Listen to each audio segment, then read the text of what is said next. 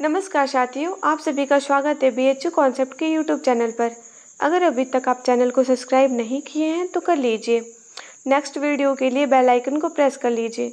मैं समृद्धि आज आप लोग के लिए 2020 यानी 2020 का जो हिंदी पेपर है BA arts and social science का पूछा गया उसको सॉल्व करूँगी। मैं पूरी कोशिश करूँगी कि आप लोग को ये बहुत बढ़िया तरीके से समझ में आए। Previous year question paper x revision Hindi का, और हिंदी में ढेर सारे प्रीवियस ईयर क्वेश्चन पेपर से प्रश्न रिपीट होते हैं। BA बहुत अहम है और मैं आप लोग के साथ एक बात साझा करना चाहूँगी। पिछले वर्ष मैं BHU कॉन्सेप्ट से पढ़ी थी और आज मैं BHU से BA कर रही हूँ। मेरा सेकंड ईयर है। BHU कॉन्सेप्ट से ही गाइड मिला था। आज रजनीश सर के द्वारा मुझे ये मौका मिला तो मैं ये आप सभी के लिए कर रही हूँ।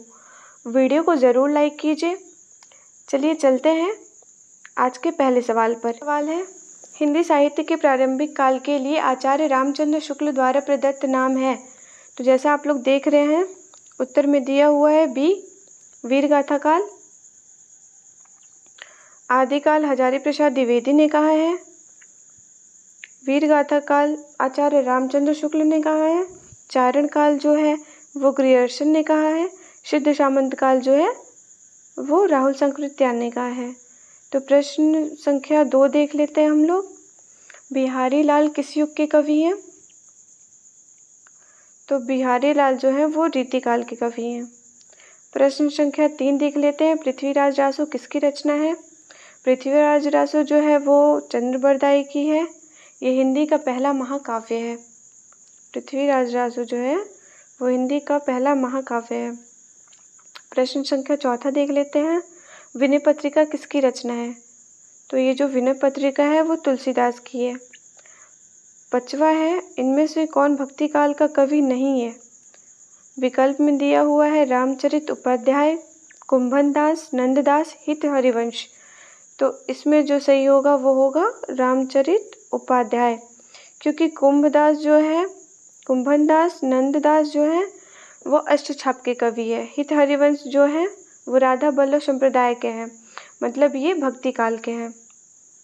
प्रश्न संख्या 6 देख लेते हैं।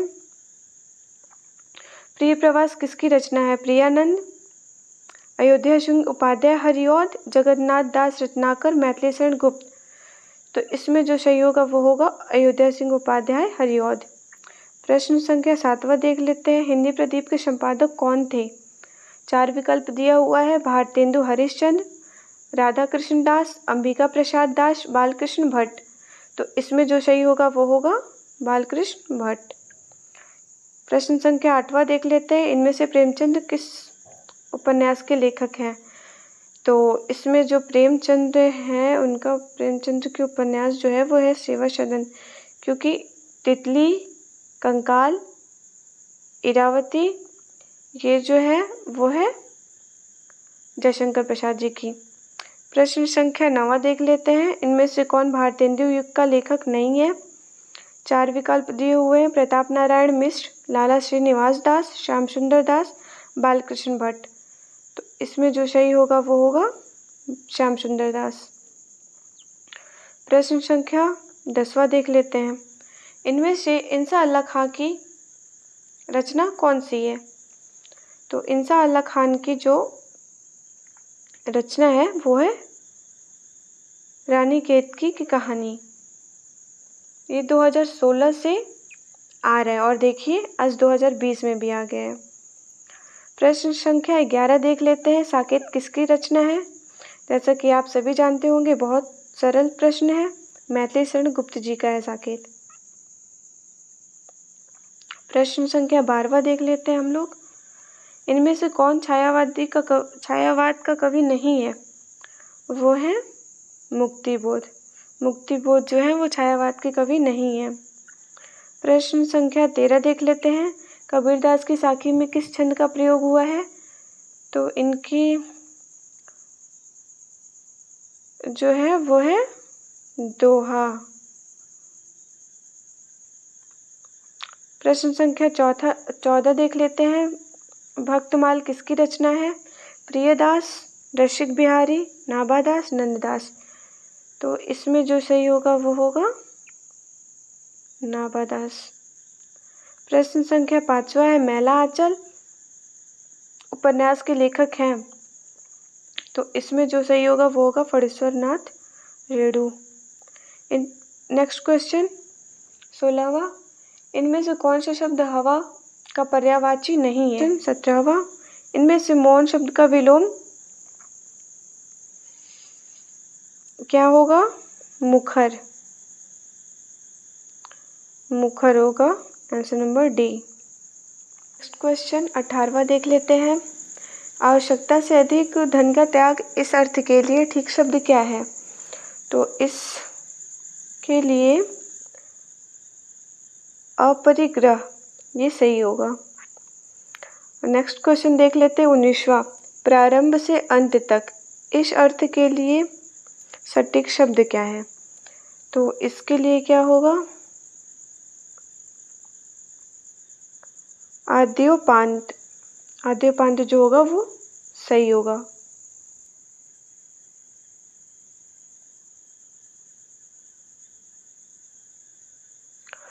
नेक्स्ट क्वेश्चन देख लेते हैं, इनमें से कौन सा विलोम शब्द युग्म सही नहीं है? जो सही नहीं है वो है प्रवृत्ति शुद्धवृत्ति। दूसरा प्रश्न देखते हैं 21वां, ईदगाह कहानी के लेखक हैं। ईदगाह कहानी के लेखक जो हैं वो हैं प्रेमचंद्र। प्रश्न संख्या 22 देख लेते हैं, बिना घर का के लिए उपयुक्त शब्द क्या है? बिना घर का के लिए शब्द क्या है? दूसरा वो होगा अनिकेत। नेक्स्ट क्वेश्चन 23, मोक्ष की इच्छा रखने वाले के लिए ठीक शब्द क्या है? मुमुक्षु सी सही होगा। तो डाल डाल में पात पात का इनमें से क्या ठीक अर्थ है? 4 विकल्प दिए हुए हैं जिसमें है दोनों मूर्ख, दोनों शक्तिशाली, दोनों चतुर चालाक, दोनों साधारण। तो इसमें जो सही होगा वो होगा दोनों चतुर चालाक। नेक्स्ट क्वेश्चन, इनमें से दीर्घ स्वर्ग संधि का उदाहरण कौन सा है? तो इनमें से दीर्घ संधि का उदाहरण जो है वो है दैत्यारी। दैत्यारी डी सही होगा। अगला प्रश्न है 26वां, गायक में सही संधि विच्छेद क्या है? तो इसमें जो सही होगा वो होगा गैधन अक, ये सही होगा। अगला प्रश्न देख लेते हैं 27वां, चौराहा में कौन सा समास है? तो चौराहा में द्विगु समास होगा। चौराहा में द्विगु समास होगा क्योंकि इसका पहला पद जो है वो संख्यावाचक है। ये क्वेश्चन जो है 28वां देख लेते हैं, इनमें से द्वंद्व समास का सही उदाहरण क्या है? पीताम्बर, रुपया पैसा, यथाशक्ति, नेत्रहीन। 4 विकल्प दिया हुआ है जिसमें से रुपया पैसा जो है वो सही होगा, योजक चिन्ह लगा हुआ है। नेत्रहीन जो है, नेत्रहीन में तत्पुरुष समास है और यथाशक्ति में अव्ययी भाव है। इसमें यथाशक्ति में अव्ययी भाव है। रुपया पैसा तो है ही है द्वंद्व समास। पीताम्बर जो है इसमें कर्मधारय और बहुव्रीहि ये दोनों समास हैं। चलिए नेक्स्ट क्वेश्चन देख लेते हैं 29वां, इनमें से किस शब्द में उपसर्ग का प्रयोग नहीं है? उपसर्ग का प्रयोग जिसमें नहीं है वो है ओढ़ना। ओढ़ना सही होगा। इसमें अप उपसर्ग है, इसमें पर उपसर्ग है, इसमें प्रा, तो इसका जो सही होगा वो होगा D. Next question and last question, इनमें से किस शब्द में प्रत्यय का प्रयोग हुआ है? इनमें से जिसमें प्रत्यय का प्रयोग हुआ है वो है धनिक। राइट होगा ए। तो उम्मीद है दोस्तों आप लोग के बहुत से प्रश्न सही हुए होंगे। आप लोग कमेंट में ज़रूर कमेंट बॉक्स में कमेंट करके बताएं कि आपके कितने सही कितने गलत हुए। धन्यवाद दोस्तों।